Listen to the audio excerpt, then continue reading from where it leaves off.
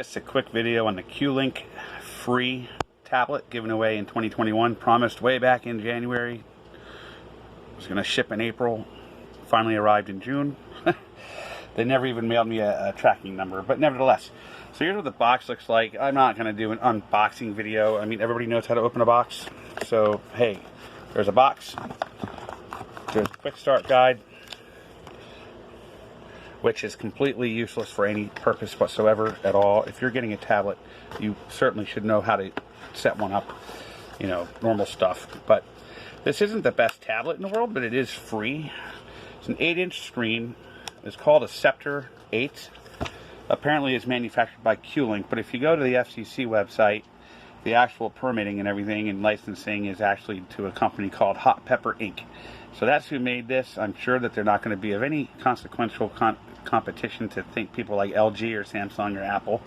But for what it is, like I said, it's free. The only thing that comes in the box is the tablet itself and charger and cable. So the specs on this legitimately are pretty weak. Android 11 Go. Now I really don't know much about the Go edition for these things. My phone is running Android 8.0.0 and I'm used to that. I'm not really liking Android 11. Certain basic functions are different, and that could be because it's the Go edition, or it may not be. From what I understand, the Go edition should be just like an Android experience. However, I don't feel like it is.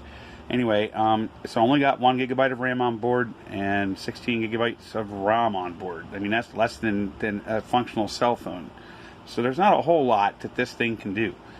The display is an 8-inch IPS 800 by 1280 resolution. The camera is a 0.3 megapixel in the front and a 2 megapixel in the rear. I didn't even know they made 0.3 megapixel cameras anymore.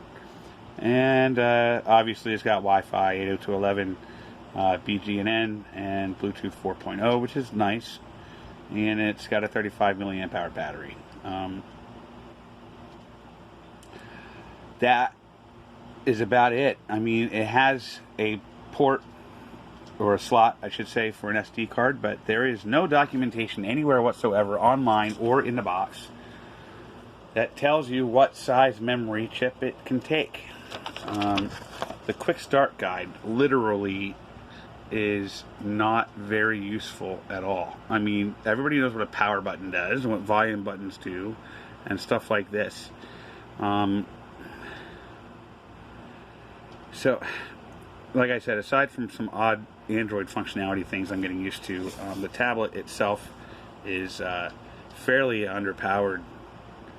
It's nice that it's free. What it does for me is allows me to watch YouTube videos or stream like Pluto TV or other TV sources over Wi-Fi while I'm at home. Hook it up to a Bluetooth speaker and walk around the house with it. I can watch something on TV and not be, you know, stuck in my bedroom. Other than that, this is a fairly weak tablet. I mean, it's not like it's a piece of trash. It's just not got any power to it. You know, it really just doesn't. So I'm not making an unboxing video, and I'm not going to show you how to set up a tablet. Those are normal things that you should know how to do. But setting up a tablet is exactly the same as setting up a cell phone, just about. So, I mean, that's not what the point of this is. The point of this is just to give you guys some information. So, those are the specs of the tablet you're getting from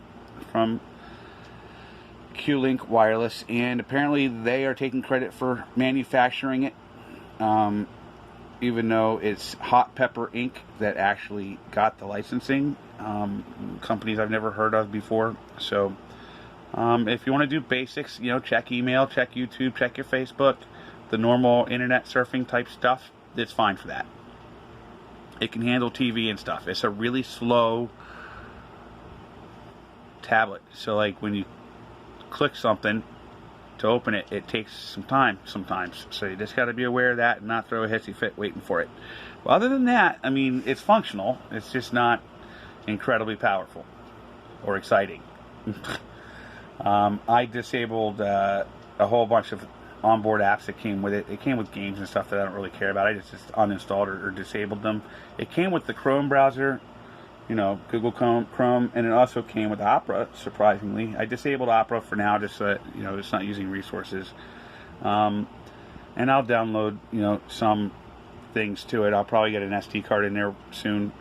I mean, the camera's even useless at those kind of resolutions. It doesn't help a whole lot. You know, you're not going to be wanting to use this to take a lot of pictures with.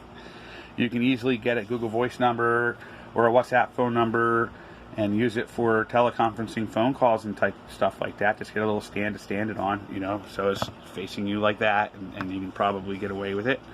Other than that, it's, you know, it's a little bit of a tool. It's not really much of a solution for anything, though. But it's nice. Thank you for the free tablet for sending me a new SIM card. Basically, that's all there is to it. It's really not a powerfully useful thing. It won't stand in for a laptop or anything. But for most of us, we're checking our social media and playing videos and researching things on Google. So for that kind of stuff, it'll be just fine.